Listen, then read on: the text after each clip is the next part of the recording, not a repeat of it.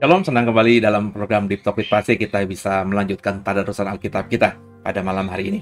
Dan seperti biasa, saya selalu mengajak atau mengajar sebelum kita baca Alkitab, kita berdoa. Sebab dengan berdoa, terutama secara spesifik meminta Roh Kudus menolong kita, memberikan hikmat remanya buat kita, ayat-ayat yang kita baca pasti akan memberkati kita semuanya. Tundukkan kepala, kita doa.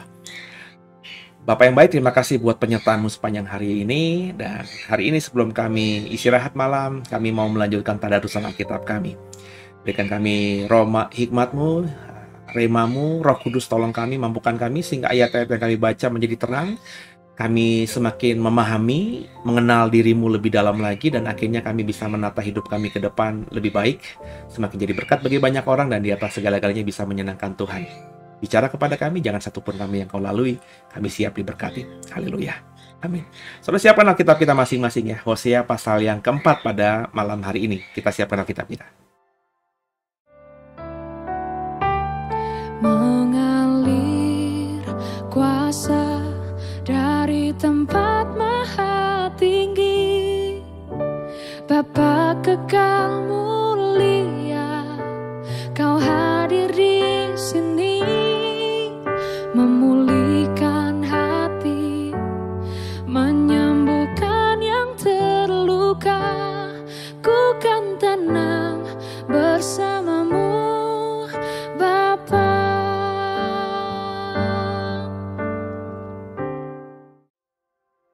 Ya, Hosea pasal yang keempat menentang iman dan bangsa yang tidak setia. Mari sama-sama kita baca ayat yang pertama. Dengarlah firman Tuhan, hai orang Israel, sebab Tuhan mempunyai perkara dengan penduduk negeri ini. Sebab tidak ada kesetiaan, tidak ada kasih, dan tidak ada pengenalan akan Allah di negeri ini.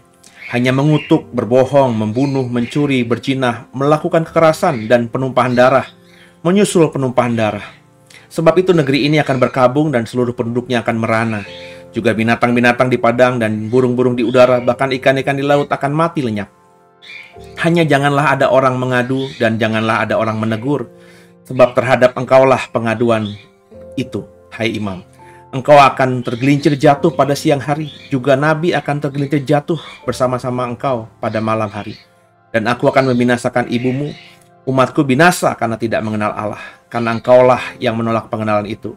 Maka aku menolak engkau menjadi imamku, dan karena engkau melupakan pengajaran Allahmu, maka aku akan melupakan anak-anakmu. Makin bertambah banyak mereka, makin berdosa mereka kepadaku, kemuliaan mereka akan kutukar dengan kehinaan. Mereka mendapat rezeki dari dosa umatku dan mengharapkan umatku itu berbuat salah. Maka seperti nasib rakyat, demikianlah nasib imam. Aku akan menghukum dia karena tindakan-tindakannya, dan aku akan membalaskan perbuatan-perbuatannya kepadanya. Mereka akan makan, tapi mereka tidak kenyang. Mereka akan bersundal, tapi tidak menjadi banyak, sebab mereka telah meninggalkan Tuhan untuk berpegang pada sundal. Anggur dan air menghilangkan daya pikir. Umatku bertanya kepada pohonnya, dan tongkatnya akan memberitahu kepadanya. Sebab roh perzinahan menyesatkan mereka, dan mereka berzinah meninggalkan Allah mereka. Mereka mempersembahkan korban di atas puncak-puncak gunung, dan membakar korban di atas bukit-bukit di bawah pohon besar, dan pohon hawar dan pohon rimbun. Sebab naungannya baik, itulah sebabnya anak-anakmu perempuan berzinah, dan menantu-menantumu perempuan bersundal. Aku tidak akan menghukum anak-anak perempuanmu sekalipun mereka berzina, atau menantu-menantumu perempuan sekalipun mereka bersundal. Sebab mereka sendiri mengasingkan diri bersama-sama dengan perempuan-perempuan sundal dan mempersembahkan korban bersama-sama dengan sundal-sundal bakti. Dan umat yang tidak berpengertian akan runtuh. Jika engkau ini berzina, hai Israel, janganlah Yehuda turut bersalah. Janganlah pergi ke Gilgal, dan janganlah naik ke Bet Awen, dan janganlah bersumpah demi Tuhan yang hidup. Sebab Israel degil seperti lembu yang degil. Masakan sekarang Tuhan menggembalakan mereka seperti domba di tanah lapang? Efraim bersekutu dengan berhala-berhala, biarkanlah dia. Persepakatan para pemabuk, mereka menyerahkan diri habis-habisan kepada persundalan. Mereka lebih mencintai kehinaan daripada kemasyuran. angin melingkupi mereka dalam sayap-sayapnya, dan mereka akan mendapat malu karena korban-korban mereka. Saudara, nubuatan Hosea pasal 4 ini mulai Hosea membandingkan atau memperkatakan hal yang mengingatkan Yehuda agar tidak mengulangi atau tidak melakukan atau tidak pro dengan apa yang dilakukan oleh Israel. Ya. Jadi ketika penyimpangan terjadi, saudara, dan ketika penyimpangan itu mulai menjadi kebiasaan dan akhirnya menjadi ciri kita atau natur kita, wah, itu sudah susah, saudara. Israel yang tadinya berpikir, kalau Bapak Ibu, ini yang saya ingat saja ya. Israel yang tadinya berpikir bisa mencari Tuhan di Betel, di Gilgal, ketika mereka berpisah dengan Yehuda. Padahal Tuhan memerintahkan Israel secara keseluruhan, 12 suku, untuk beribadah kepada Tuhan di kemah suci atau bait Allah, di mana ada representasi tabut perjanjian, sebab Tuhan bertahta di sana. Dan di Betel, di Gilgal, tidak ada tabut perjanjian. Ya. Meskipun di Betel itu tempat Yakub bertemu dengan Tuhan, dia melihat tangga ke langit dan malaikat turun naik di tempat itu. Tapi Tuhan tidak pernah menyuruh atau memerintahkan Yakub untuk beribadah di situ.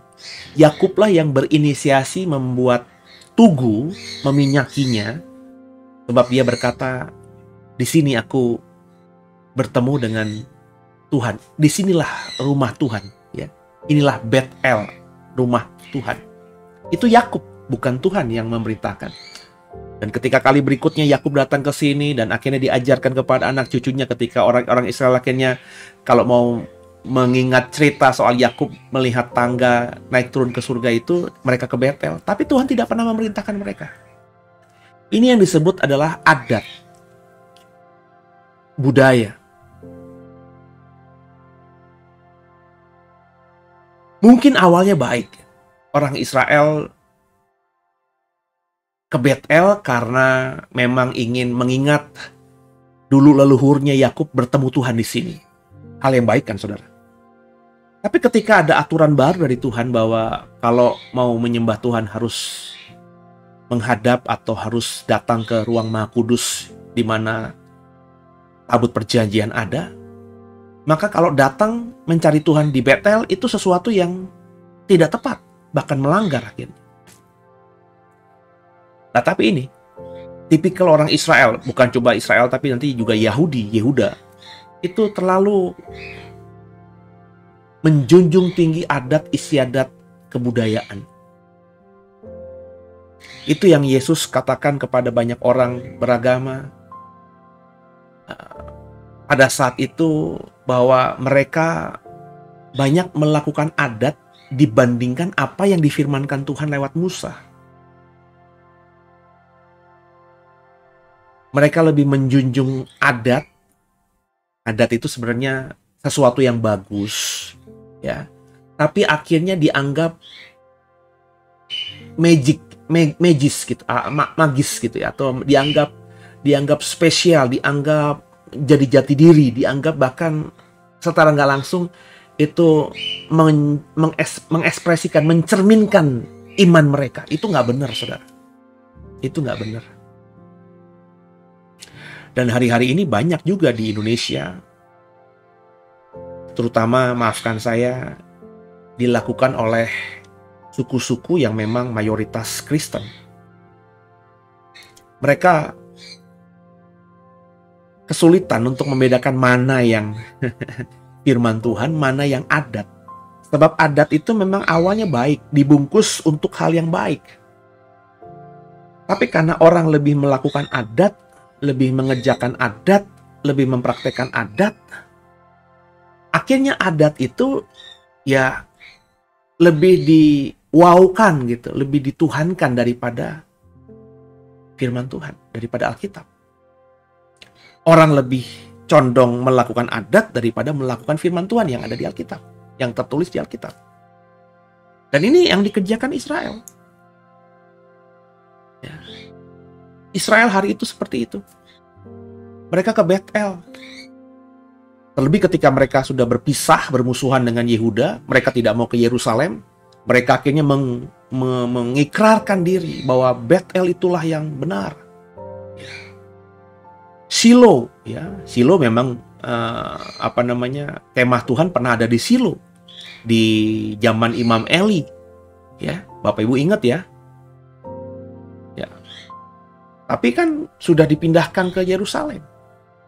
Ya. Ada orang-orang Israel berkata dulu bukan ke Shilo sebenarnya, ya, itu Imam Eli yang nggak benar yang bawa ke Shilo. Itu sebenarnya ada di Gilgal, sebenarnya ada di Betel, ditaruh di sana. Sehingga akhirnya di Gerasim, di Bukit Gerasim. Sehingga akhirnya hari ini Bapak Ibu masih kalau ke Samaria, Bapak Ibu akan lihat itu peninggalan Bait Allah yang dibangun orang Israel di Bukit Gerasim. Ya. Akhirnya mereka membuat konspirasi atau membuat teori, membuat sejarah sendiri tanpa melibatkan Tuhan. Karena tadi, ya, mereka harus tetap menyembah Tuhan, tapi nggak mau ke Yerusalem. Mereka mau terus menyembah Tuhan, tapi nggak mau menjejakkan kaki mereka ke Yerusalem, karena itu wilayah musuh mereka, wilayah Yehuda. Padahal mereka itu sebenarnya bersaudara. Akhirnya karena kekerasan hati, karena emosional, logika nggak berjalan dengan sehat. Makanya kan Tuhan berkata kalau mau berdoa itu harus tenang. Hati itu tenang dulu, baru bisa berdoa. Jadi kalau ketika lagi nggak tenang, lagi emosi, pikiran lagi kalut, itu nggak usah doa. Nggak mungkin bisa doa bener gitu.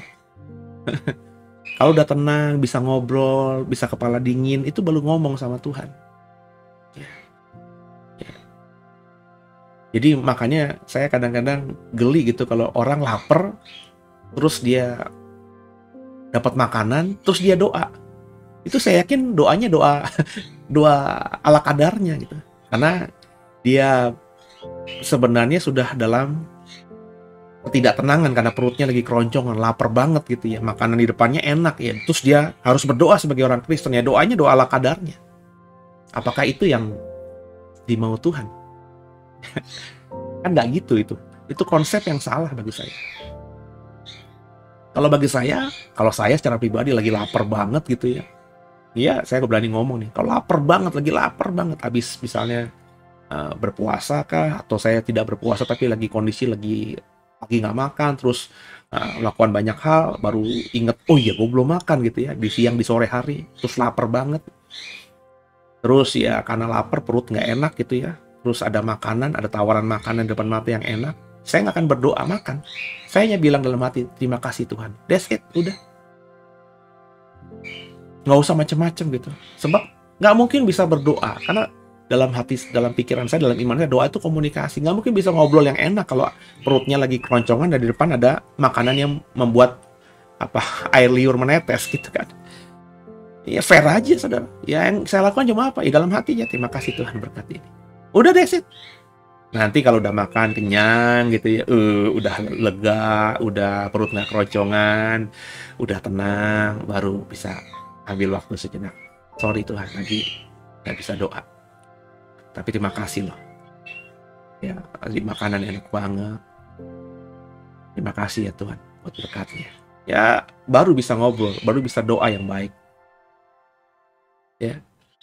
Orang kalau udah capek banget gitu ya. Terus masuk kamar, AC dingin, terus ranjang udah dingin juga. Dia capek banget badannya, matanya udah berat banget. Terus suruh doa gitu, ya nggak bisa lah. Akhirnya doanya ala kadarnya gitu, doa yang nggak bener.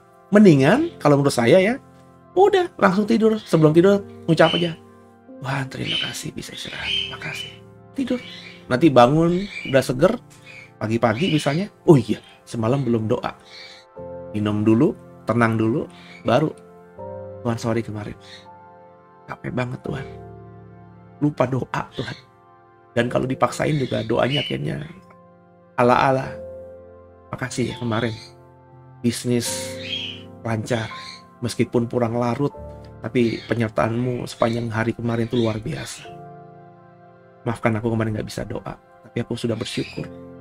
Dan sekarang aku mau kembali bersyukur kepada Tuhan. Nah, begitu. Menangkap ya saudara. Jadi jangan kayak Israel. Ya. Jadi Israel begini karena tadi. Ya. Dia bermasalah dengan Yehuda dan akhirnya membuat peraturan agama baru. Dan ini juga diaminkan oleh imam-imam mereka. Ya, itu kenapa saya bilang yang namanya imam, pendeta kah, evangelis kah, majelis kah, diaken, penatua, pendeta juga ada pendeta pembantu, pendeta muda, pastor, whatever lah namanya. Itu kadang-kadang juga membuat aturan-aturan. Dan kalau harus jujur yang namanya doktrin gereja itu kan buatan gereja. Bahkan liturgi gereja itu buatan gereja, saudara. Tuhan nggak pernah memerintahkan loh. Apakah ada gitu? Ya, Tuhan berkata, bahkan pengakuan iman rasuli saja itu kan buatan manusia. Ya meski saya percaya Tuhan campur tangan di momen itu. Tapi kan itu buatan manusia.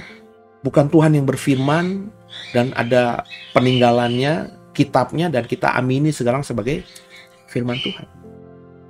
Jadi doktrin bahwa gereja harus begini, ya, datang gereja harus begini, perjamuan harus seperti ini, baptisan harus seperti ini, pernikahan harus seperti ini, ibadah itu ya harus ada A, B, C, D, nyanyinya juga harus berdiri, ada yang duduk,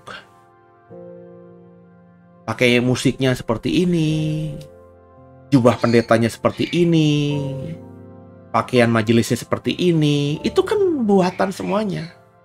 Dan beberapa saudara menganggap itu jauh lebih hebat daripada Alkitabnya. Ini konyol. Kita bisa ribut misalnya. Saya pernah mendengar ada keributan hanya gara-gara seragam presbiter, seragam pelayan Tuhan di gereja. Konyol. Nggak perlu kan itu. Nggak ada ayat di Alkitab. Tapi ada gereja.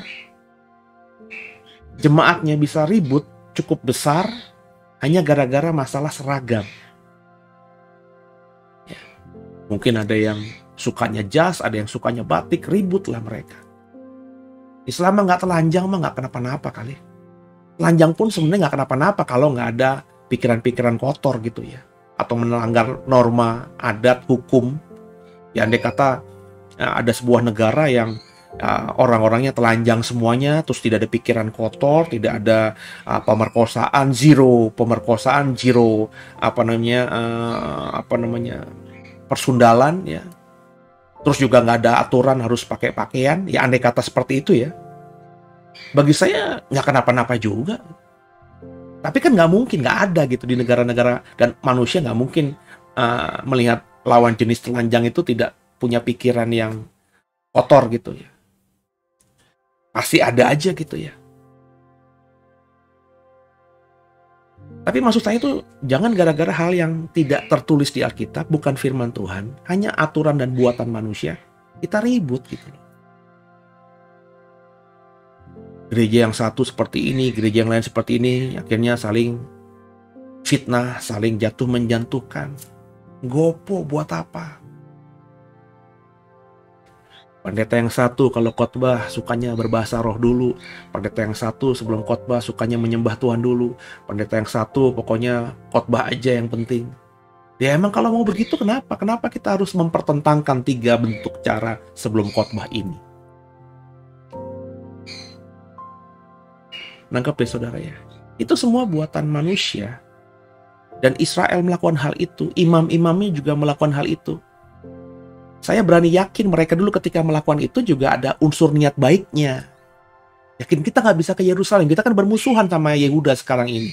Masa kita nggak menyembah Tuhan sih? Ya udahlah, dirunut-runut. Oh, dulu Yakub, nenek moyang kita pernah bertemu dengan Tuhan di Betel. Yaudah kita menyembah Tuhan di sana. Oh, dulu sebenarnya tabut perjanjian pernah ada di sini, ya, di Gerizim. Ya, udah kita bangun di sini aja.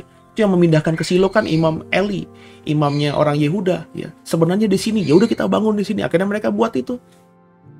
Niat awalnya mungkin ingin menyembah Tuhan, tapi ada motivasi-motivasi yang lain. Yang sadar tidak sadar membungkus semua itu, dan Tuhan tahu dan Tuhan gak suka itu. Jadi sama-sama kita belajar sekarang ini. Kalau ada yang seperti itu, ya kalau kita membaca tadi kata Tuhan kepada Yehuda, coba kita lihat mana tadi ayatnya itu ya. Sebentar, saya cari tadi. Ada kalimat begitu tadi.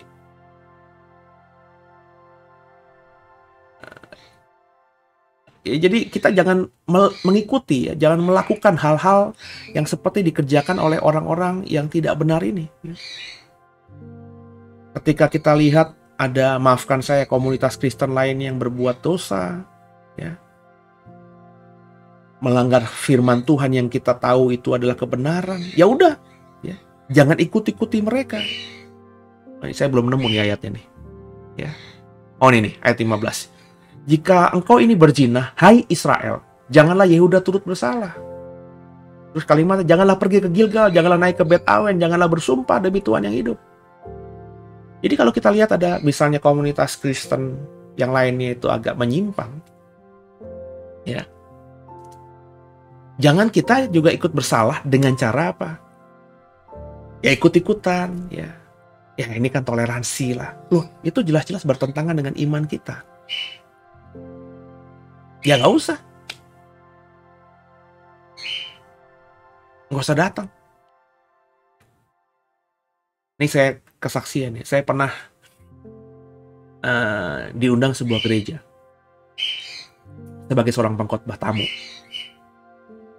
Terus saya datang ke gereja itu kan. Ketika saya datang, ya rupanya penyembahannya seru bagi mereka. Kalau bagi saya sih biasa aja gitu ya. Karena mereka memang udah punya style sendiri. Karena saya orang luar kan, masuk ke dalam sebuah komunitas tentu butuh adaptasi gitu ya. Nah karena saya belum bisa beradaptasi, saya anggap pujian penyembahan mereka ya biasa saja, normal saja. Tapi bagi mereka mungkin lagi naik gitu ya. Sehingga akhirnya mereka terus berbahasa roh ya. Terus mulai ada satu orang yang dikasih mic untuk berbahasa roh dan menafsirkannya. Terus mulai ada yang satu bernubuat lah. Jadi kurang lebih panjang. Ada yang manifestasi lah. Masing-masing itu random gitu ya. Disebut di gereja itu ya tidak penuh kebetulan. Tapi random. Ada yang di depan, belakang, kiri, kanan. Ada yang pokoknya seperti itu. Dan akhirnya gembalanya nyamperin saya gini. Aduh maaf ya Pak Pendeta. Yang sesi ini tidak ada khotbah ya Pak Pendeta. Jadi nanti Pak Pendeta khotbah di sesi kedua saja gitu ya. Sebab ini semuanya sedang merasakan hadirat Tuhan katanya gitu. Oh iya. Saya iya karena saya menghormati dia. Dan ini gereja dia, bukan gereja saya. Tapi saya punya prinsip, saudara. Orang ke gereja itu bukan mencari manifestasi. Orang ke gereja bukan untuk berbahasa roh. Orang ke gereja bukan untuk mendapatkan urapan. Orang ke gereja itu untuk beribadah. Dan salah satu bentuk ibadah, salah satu bagian ibadah yang tak terpisahkan, yang paling penting bahkan adalah mendengarkan firman Tuhan. Kenapa? Karena berkali-kali saya bilang, iman tumbuh dari pendengaran akan firman Kristus. Nah kalau tidak ada pembagian firman Tuhan, tidak ada sharing firman Tuhan, tidak ada pembacaan firman Tuhan dalam sebuah ibadah, bagi saya itu bukan ibadah. Nah saya Oke, saya paham gembala itu. Sesi kedua, saya 2 sesi khotbah di situ, ya saya lakukan kewajiban saya dan tidak ada yang seperti tadi. Mungkin sudah dikondisikan. Ya. Oh nggak enak, jangan gitu lagi ya. Itu pendeta nanti nggak khotbah gimana? Akhirnya saya khotbah. Tapi saya pulang itu dengan ketetapan di hati. Nanti andai kata aku diundang khotbah lagi, aku nggak mau. Tuhan. Bukan saya menolak dan tidak mau memberkati mereka. Tapi ya model begitu ternyata mereka menyukainya. Dan dari habis 2 sesi ibadah kan saya di entertain sama salah satu pekerjanya gitu ya. Gembalanya tidak ikut. Cerita ke saya memang gerejanya seperti itu. Jadi sering tuh Pak ya, pendeta nggak khotbah ya cuma pengurapan, tumpangi tangan dan lain sebagainya. Dan itu memang dari yang saya tangkap itu yang dipraktekkan dan disukai oleh gembalanya. Terus saya bilang, wah ini nggak benar nih. Ya, saya mah belajar untuk idealis saja gitu. Ya, ini sesuatu gerakan yang bagi saya, komunitas yang bagi saya tidak seiman dengan saya, meskipun Tuhannya sama, Yesus. Ya di atas ya, tidak di atas tidak. Mungkin karena sesi kedua itu khotbah saya dianggap oke, ya extraordinary, dan saya yakin iyalah ya. Dengan gembalanya yang model begitu, ketemu saya yang khotbahnya Bapak Ibu tahu, ya tentu jemaatnya ngerasa wow gitu, beda banget. Saya diundang beberapa waktu kemudian. Tapi saya menolak. Ya. Karena bagi saya ya tadi, komunitas ini bukan komunitas yang tepat. Dan kalau saya nanti ada di sana, kalau saya diamkan, saya hanya ngomong yang lain, saya tidak mengkritisi apa yang saya lihat dan saya rasakan sebelumnya, saya ada rasa gimana gitu. Tapi kalau saya mengkritisi di mimbar, itu bukan sesuatu yang bagus. Ya. Dan gembalanya lebih tua dari saya, pendetanya lebih tua dari saya. Secara etika dan moral dan budaya, ya saya dianggap anak kemarin sore dibandingkan dia yang umurnya udah, ya bedanya sama saya itu ada hampir setengah umur saya gitu ya. Jadi cukup jauh ya. Dibilang orang tua bukan, tapi dibilang kakak ya kakak yang misalnya anak pertama 17 tahun baru punya anak gitu loh. Nah itu jaraknya kurang lebih belasan tahun dengan saya.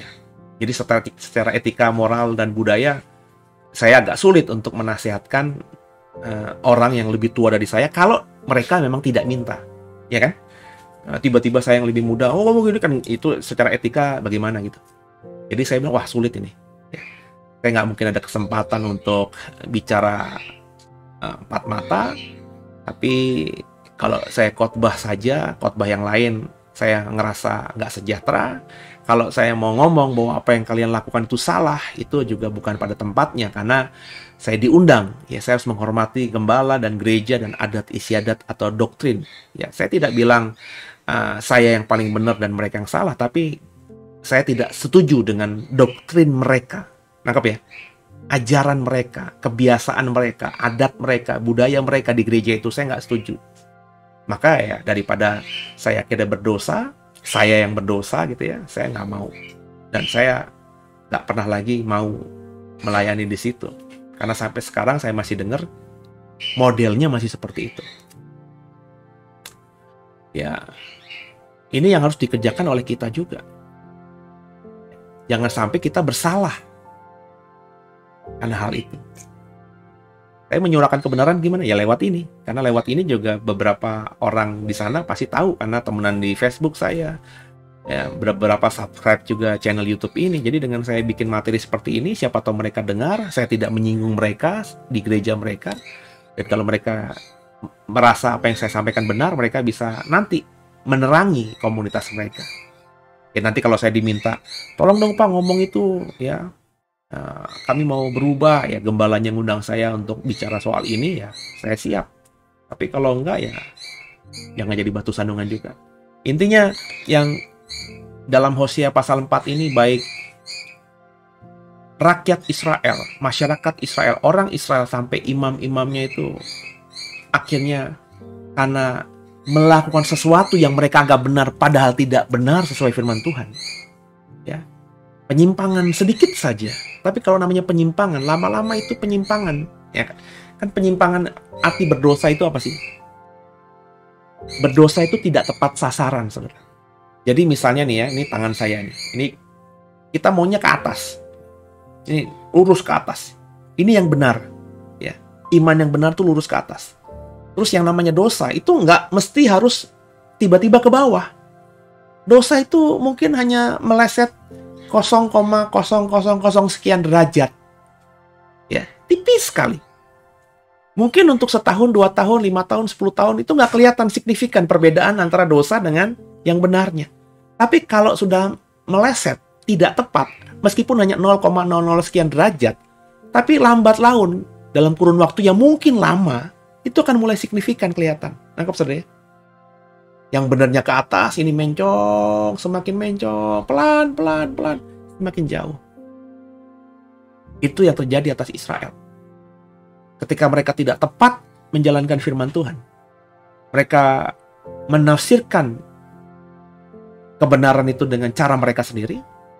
Akhirnya mereka semakin menyimpang, dan ketika sudah menyimpang jauh, ya tadi, penyembahan berhala, dewa-dewi lain, pernikahan dengan bangsa-bangsa lain yang membawa terafim dan baal-baal mereka, itu menjadi semakin merusak iman mereka. Dan itu yang terjadi pada Israel. Dan akhirnya Tuhan bilang sama Yehuda, jangan kamu seperti mereka ya. Dan kalau sudah seperti ini, maka ya tadi, Tuhan membiarkan mereka ya dimangsa binatang buas, dimangsa bangsa-bangsa, dan akhirnya kita tahu dalam sejarah Israel hilang. Sayap-sayap mereka dalam bahasa ayat 19 patah. Mereka akan mendapat malu karena korban-korban mereka. Mereka berkorban tetap kepada Adonai, tapi Tuhan tolak, Tuhan tidak terima. Dan akhirnya mulai dibangun mesbah lain kepada dewa lain di sekitar mesbah kepada Adonai. Dan akhirnya benar-benar perbuatan ibadah mereka itu mempermalukan mereka sendiri. Jadi dari Hosea pasal 4 ini kita belajar bagaimana kita harus punya iman yang radikal, iman yang ideal, tidak berkompromi. Semoga dimengerti, semoga dipahami. Haleluya.